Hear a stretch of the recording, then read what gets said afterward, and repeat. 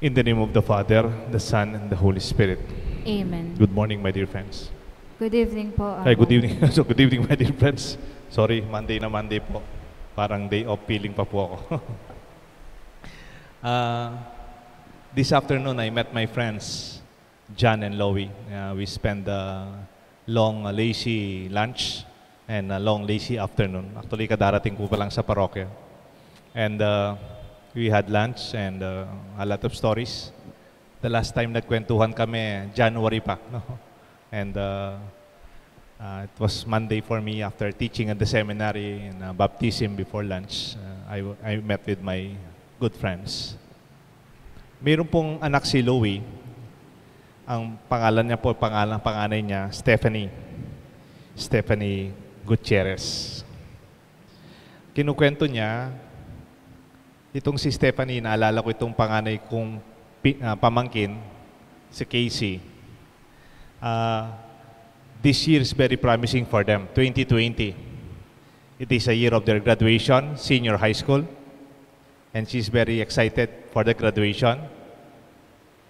This year will be a new life for her. She will be having her own dormitory in her university, near her university. And then she would be imagining her campus life.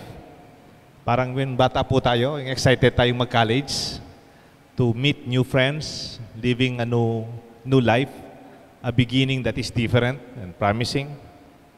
And isa sa mga highlight ng 2020 is her 18th birthday this September. Nothing happened. There was no graduation. There is no campus life because their classes is online. And her life in the campus, even her dorm near the university, did not pursue. She stayed at home. And she celebrated her birthday debut, which is very special for young ladies to invite friends, maybe family members, to be with her and the family. But she just had a quiet celebration. Pero kinukwento nitong tatay niya, si Loie, aking kaibigan, she was surprised by the initiative of the daughter. Dati lang daw tahimik itong anak niyang bunso, ay panganay. She is the eldest, no? Even the whole family is excited. Meron na silang anak na college, magdidibo na si ate. And even the mommy is also very happy for her. But they just have a simple birthday at home. Though meron din daw, they dressed up, may video, all the works, pero sa bahay. They actually reserved a restaurant already, yung Manila House. Naka-budget na. Hindi po natuloy. Alam niyo po, nung ginawa ni Stephanie, may niluto sila, special food, and she prepared 120 packs of food from her own initiative and asked his dad to drive for her. Nakikita niya siguro yung mga taxi driver, jeepney driver, especially these past months. Kung minsan nagpapalimos na po sa daan, gusto nilang magtrabaho, meron silang jeep, malakas naman, but they are not allowed. Ang ginawa nitong bata, kaysa sa gumastos ang pamilya para magdibu, no? Ginagawa natin yan, nagluto po sila for 120 drivers. At sabi niya sa daddy niya, pag-drive mo ko, hatid natin to sa mga drivers. And they went even as far as Quezon City to distribute the food. To the surprise of Stephanie, she's a very quiet young girl, kumalat nag-viral po itong ginawa niya. Kasi siya mismo, hindi man niya pinost sa Facebook yung ginawa niya. Hindi man siya nag-inform sa mga kaibigan niya na ginawa niya to. She was doing it because she just wanted to have a meaningful birthday for this year. Something different. That's something that will be memorable. Ngayon pala, ang nag-post na picture, yung mami niya. Because sabi ng mami niya, si May, I could not allow this wonderful moment in the life of my daughter to pass without sharing it with their relatives. Relatives lang po. Yung mga kamag-anak naman po nila, they shared it. And naging viral. In fact, It was taken by one of the major television networks, if I'm not mistaken, di ko na po sasabihin. Na-interview po sila sa television and different mass media. The truth is, the young girl did not really intend to be known. But for me, as I listened to Loie this afternoon, I was reminded of the gospel, the Good Samaritan. It must not be as dramatic as the Good Samaritan. You see a man dying, bleeding, left for dead. And yet in these times of COVID-19, there's so much need for kindness, kabutihang loob. This is a very personal initiative of a young girl. You don't have to be a super big corporation or a millionaire or to be very, very rich to do this. I pray for the young people today also that being a good Samaritan is only having that good side of you or your good nature or the kindness that is in you to be expressed in our own simple capacity. You don't have to wait for your birthday. You don't have to wait for your debut or a special event. Reaching out is one of the expressions of our good Samaritan. Sana wag po tayong magalit dun sa dalawang naunang dumaan sa Bible, sa Gospel, that the priest and the Levite did not touch the Good Samaritan. Kasi po during that time, in the times of Jesus, when you are going to the temple, you should not touch blood. Kasi they are already purified. Di ba meron silang ritual of purification? No? And if you touch blood and you don't know the person, you cannot enter and you cannot join their religious celebration and rituals.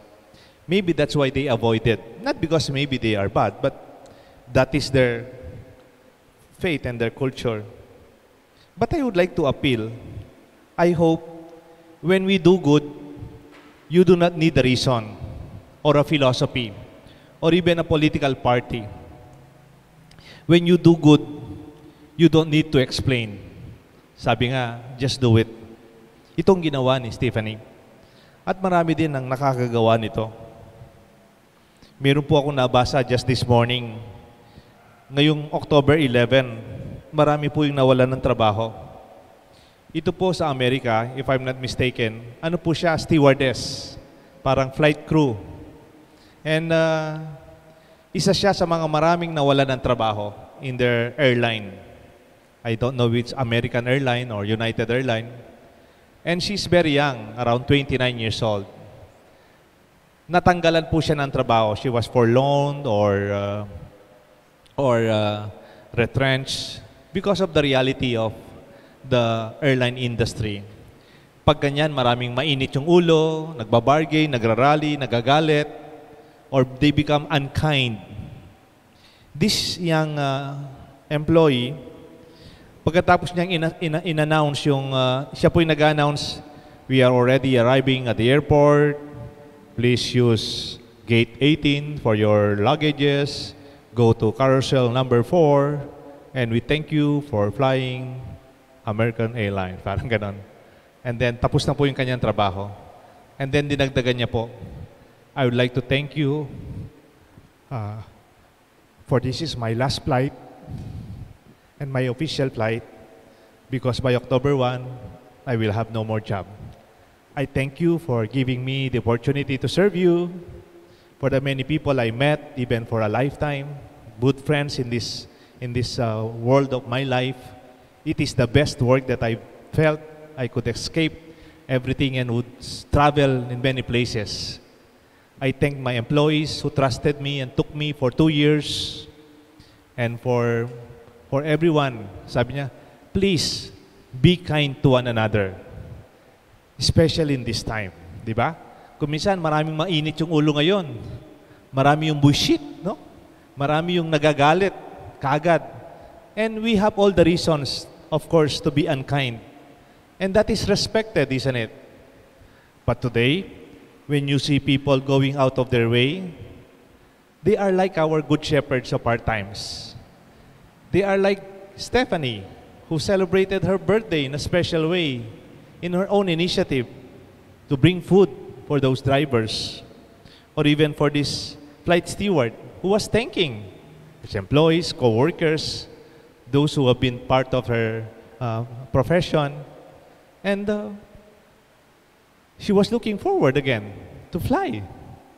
I hope we have this positive perspective that it is not about what we think, how we philosophize, or even think about the legality of what we do in terms of kindness. Kasi dito sa Ebanghelyo, mayroong isang scholar of the law, magaling. Pero he was just debating with Jesus. What do I have to do with how do I love God? To love God with all my heart, with all my mind, with all my strength, with all my soul. Alam niya yan. And to love my neighbor. But who is my neighbor? Again, he wanted to philosophize, to talk about it legally, to discuss about it. Tama na po, maraming debate. Tama na po yung maraming sabi-sabi. Marami pong ganyan ngayon. Kahit sa kongreso nga natin yung leadership is already it takes a lot of time where we could already begin to be serving a long time ago. But my dear friends, we find a lot of good Samaritans in our times. Dito lang po sa parokya namin, nagbibiruan kami ng mga youth kagabi.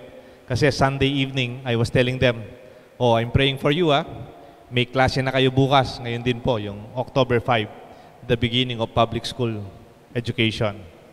And then sabi ko sa kanila, baka naman galit kayo sa akin. Kasi sa dami nang nagbigay ng papel, tsaka printer, may klase na kayo. Then they were just smiling. In fact, even in our parish, we felt a lot of people, we may call them good Samaritans. They went out of their way to bring the papers, the printers. Hanggang ngayon po, may nagbibigay pa. And we will continue to give them to our students and their teachers. And these are expressions of the spirit of the Good Samaritan in you and in me. Sabi nga the first question ever asked to God, am I my brother's keeper? Yes, we are. We are our brothers and sisters' keeper. When we teach our young, even they are at home, to continue to reach out, I think we have a better tomorrow because of this experience of the pandemic. If it ever made us kinder, gentle, and more patient with our situation, thanks be to God. Minsan po, mayroong isang monk. Ditong matandang monk, kasama niya itong young monk. They were walking and they were praying in the forest. While they were walking and praying in the forest as dyads, the old monk, kasi nakayuko siya, nakakita siya ng scorpion. Scorpion. And the scorpion is in a bit difficult situation. Parang naipit siya sa dalawang malaking bato. Of course, the scorpion can easily move kung talagang malakas lang siya. Pero naghihina siya kasi naipit yung dalawang paa niya sa malaking bato. No? Ang ginawa nitong matandang monk, he tried to reach out to the scorpion to release it from being crushed from the stones. Nung nag-reach out po yung monk, the scorpion sting, no? Yung nag-sting po siya, yung kinagat po dun sa, di ba po, yung may poisonous yung sting ng scorpion, masakit po yun, no? Kaya kapapangan na lakdan, masakit po yun, yung kamay niya talagang nakita mo, masakit, nasaktan po siya. Tapos, nung lumabas ng konting dugo, hindi na masakit, nag-reach out na naman yung old monk, reaching out to help the scorpion, to free that scorpion from being crushed from the stones. Sabi nitong young, practical monk, sabi niya, Master, did you not know that it is the nature of scorpions to sting? Natural sa mga scorpion ang talagang masasaktan ka pag hinawakan mo. No? It's natural for them to sting. And then the old monk just smiled. But it is also natural for humans to be kind, to reach out, and to help. Maybe sometimes even when we help, we can be hurt. Sometimes we reach out, we can even be insulted. Sometimes when we do good, it can even be misinterpreted. It does not matter. Let your natural goodness, let your natural kindness, let the Spirit of God in you be expressed, especially in these most trying times. Reach out. May God bless us all. The Father, the Son, and the Holy Spirit. Amen.